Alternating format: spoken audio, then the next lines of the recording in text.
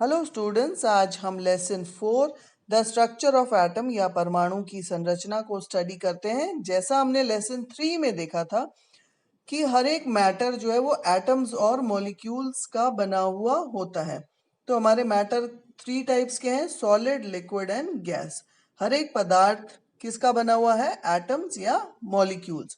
अब क्वेश्चन हमारे पास अराइज होता है कि what makes the atom of an element different from the atom of another element. और सेकेंड है, क्या एटम्स जो है वो रियली इनडिविजिबल हैं? तो हमें जैसा पता है कि डाल्टन ने क्या दिया था कि एटम्स इनडिविजिबल हैं, लेकिन इस चैप्टर में हम देखेंगे कि एटम्स जो है वो फर्दर डिवाइड हो रहा है इनटू स्मॉलर पार्टिकल्स। और डिफरेंट मॉडल्स हम इस वीडियो में स्टडी करेंगे। जैसा कि डाल्टन का आप चित्र देख रहे हैं, डाल्टन्स ने एटॉमिक थ्योरी दी थी। अब एक एक्सपेरिमेंट हम करके देखते हैं कि अपने सूखे बालों पर हम कंघी को जोर से रगड़ते हैं और छोटे छोटे किसी पेपर के टुकड़े रखते हैं और देखते हैं क्या ये पेपर आकर्षित होता है उस कंघी की तरफ। तो हम ये देखेंगे कि रगड़ने से दो वस्तुएं यहाँ पर जब हमने आपस में रगड़ी तो अब वो पेपर अट्रैक्ट हो रहा है टुवर्ड्स कोम। तो यहाँ से हमें क्या पता चल रहा है कि उन दोनों के बीच में रगड़ने से एक विद्युत आवेश आ गया। अब ये एक इलेक्ट्रिकली चार्ज पार्टिकल्स आ रहा है, तो यहाँ पर हमने क्या निष्कर्ष निकाला कि एटम्स जो है वो फर्दर डिविजिबल है और उसमें चार्ज पार्टिकल्स होते हैं। इसको लेटर ऑन 1900 में जे थॉमसन ने आइडेंटिफाई किया। इसमें एक सब एटॉमिक पार्टिकल जिसको हम कह रहे हैं इलेक्ट्रॉन। उससे पहले गोल्डस्टीन ने 1886 में एक न्यू टाइप ऑफ रेडिएशंस को डिस्कवर किया इन अ गैस डिस्चार्ज ट्यूब, जिसको हम कह रहे हैं केनाल रेज। अब ये जो केनाल रे है वो कैसी है? पॉजिटिवली चार्ज्ड रे है, जैसा कि आप डायग्राम में भी देख रहे हैं। अब ये जो डिस्कवरी हुई केनाल रेज की और ये माना गया कि ये धन आवेशित विकिरण है, मींस पॉजिटिवली चार्ज है, तो यहाँ से ये माना गया कि एक और सब एटॉमिक पार्टिकल की खोज हुई जिसके ऊपर की पॉजिटिव चार्ज है। और इलेक्ट्रॉन जो है उसका आवेश और प्रोटॉन का आवेश जो है वो दोनों का आवेश सेम है लेकिन ऑपोजिट है। मींस प्रोटॉन्स जो है वो पॉजिटिवली चार्ज है और इलेक्ट्रॉन्स जो है वो नेगेटिव चार्ज है। प्रोटॉन को हम रिप्रेजेंट कर रहे हैं बाय पी और इलेक्ट्रॉन को बाय ई। दोनों जो है वो मैग्नीट्यूड यानी कि वैल्यू में सेम है लेकिन साइज अलग है।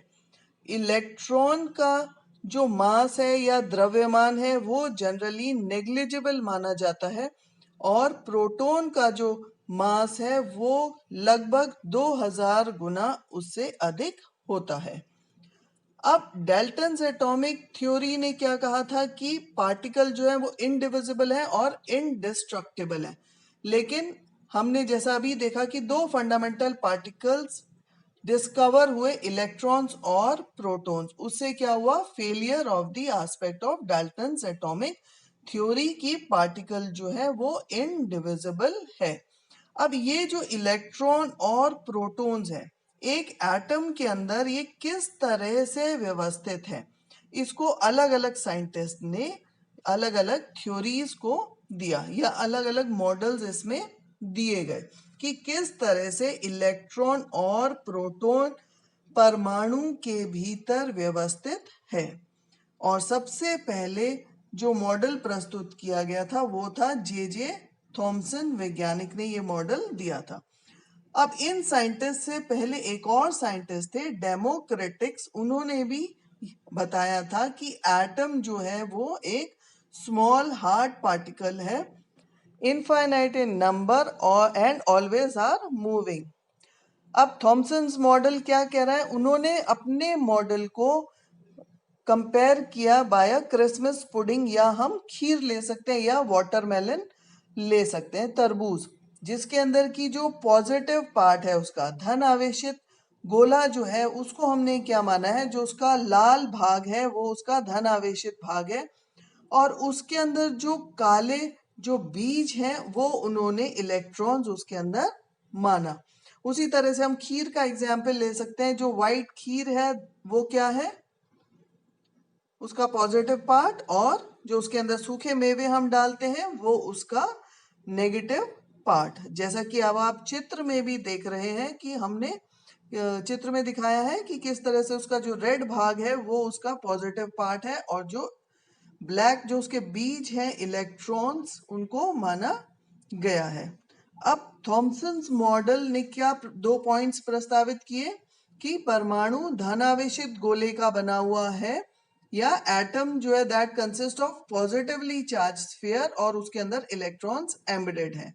नेगेटिव और पॉजिटिव चार्जेस जो है वो इक्वल है इन मैग्नीट्यूड, यानी कि दोनों का नंबर बराबर होता है। और उससे क्या निष्कर्ष निकला कि एटम जो है वो as a whole electrically neutral है। अब थॉमसन का ये जो मॉडल है, उसके बाद और अलग अलग साइंटिस्ट ने मॉडल्स दिए।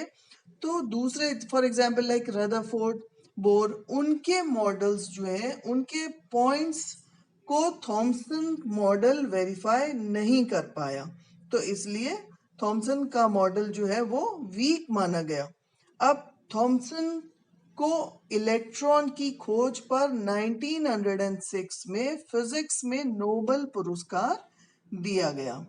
सो होप स्टूडेंट्स इस वीडियो में आपको क्लियर होगा थॉमसन्स मॉडल। नेक्स्ट वीडियो में हम रदरफोर्ड मॉडल और बोर एटॉमिक मॉडल को स्टडी करेंगे। So students, thank you for watching this video and do subscribe the channel. Thank you.